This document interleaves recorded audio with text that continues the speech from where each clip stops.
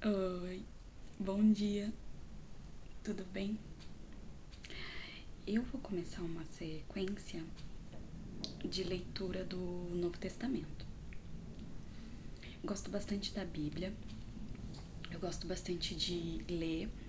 Eu já li a Bíblia inteira, mas ler e estudar são coisas diferentes. Eu nunca peguei para estudar um estudo profundo da Bíblia. Então, como é tudo novo para mim agora, eu vou só ler, não vou fazer nenhum comentário, vou ler e vou começar a estudar. E aí depois a gente vai se aprofundando. O ano passado foi um ano de muitos desafios. Eu até falei um pouquinho no Instagram que eu ia começar. Foi um ano desafiador para mim na área pessoal, na área profissional. Só que esse desafio, ele trouxe também novas descobertas. Ele me fez voltar para música e ver que eu tenho uma veia artística.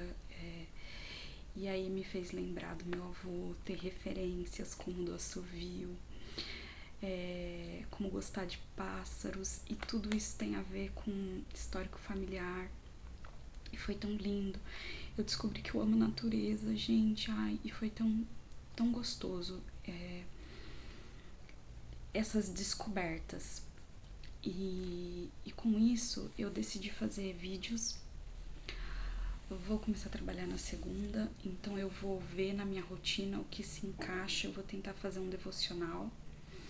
Se eu não conseguir todo dia, eu vou gravar 3 vezes na semana. E aí, porque é mãe, é casa, é criança, então a gente tem que priorizar também algumas coisas. Mas eu vou fazer o possível para ler pelo menos 1 ou 2 capítulos por dia e gravar aqui. Então vai acompanhando, vai falando se tá legal, se quer que mude alguma coisa, vai dando dicas, vai compartilhando, que aí a gente vai ajustando.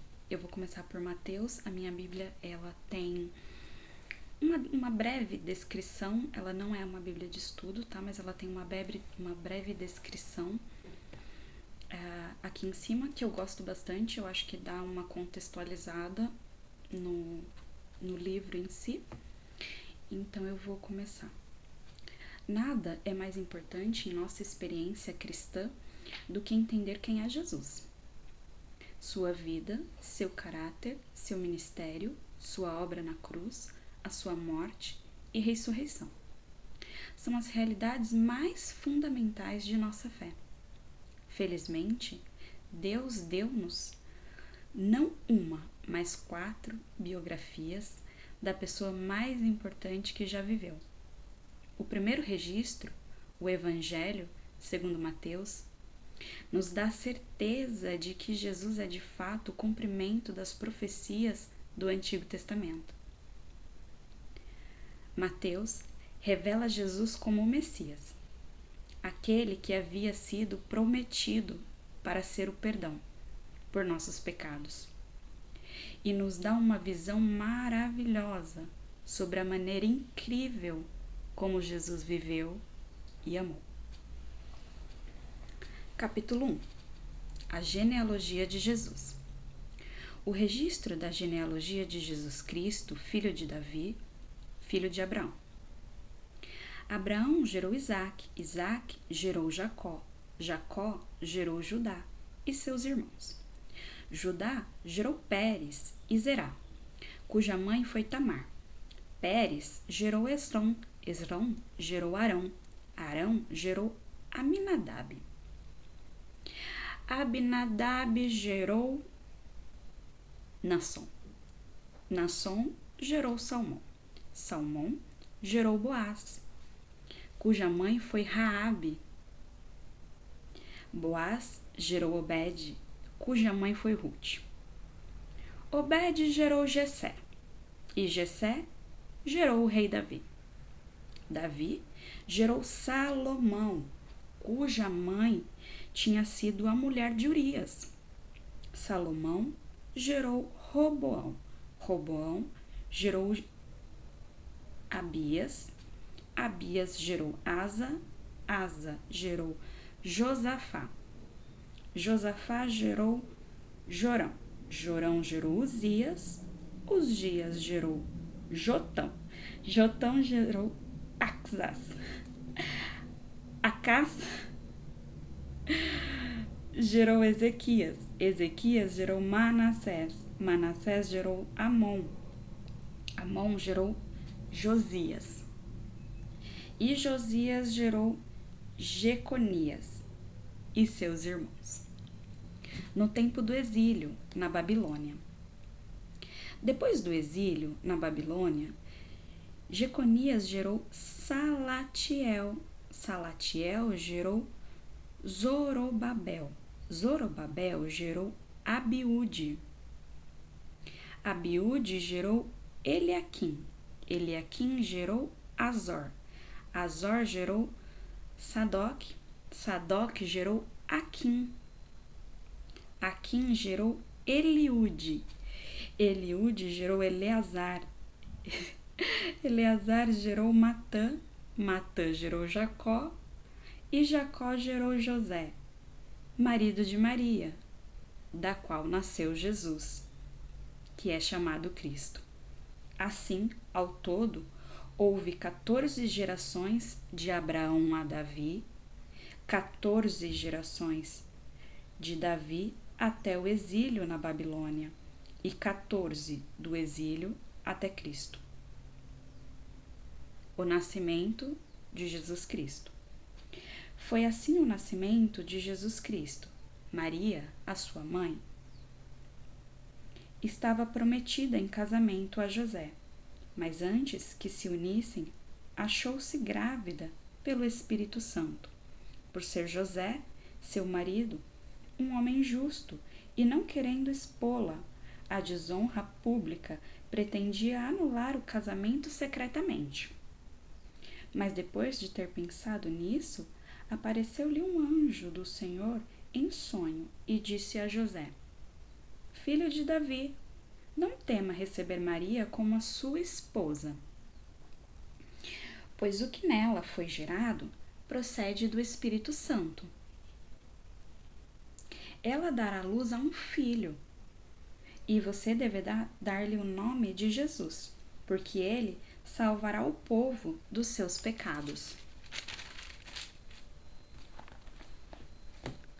Tudo isso aconteceu para que se cumprisse o que o Senhor dissera pelo profeta: a virgem ficará grávida e dará luz a um filho, e o chamarão Emanuel, que significa Deus conosco. Ao acordar, José fez o que o anjo do Senhor lhe tinha ordenado e recebeu Maria como sua esposa, mas não teve relações com ela, enquanto ela não deu à luz a um filho, e ele lhe pôs o nome de Jesus. Capítulo 2. A visita dos magos. Depois que Jesus nasceu em Belém da Judéia, nos dias do rei Herodes, magos, vindo do Oriente, chegaram a Jerusalém e perguntaram: Onde está o recém-nascido, o rei dos judeus? Vimos a sua estrela no Oriente e viemos adorá-lo. Quando o rei Herodes ouviu isso, ficou perturbado, e com ele toda Jerusalém. Tendo reunido todos os chefes dos sacerdotes do povo e os mestres da lei, perguntou-lhes onde deveria nascer o Cristo. E eles responderam: em Belém da Judéia, pois assim escreveu o profeta. Mas tu, Belém, da terra de Judá, de forma alguma és a menor entre as principais cidades de Judá, pois de ti virá o líder, que como pastor conduzirá Israel, o meu povo.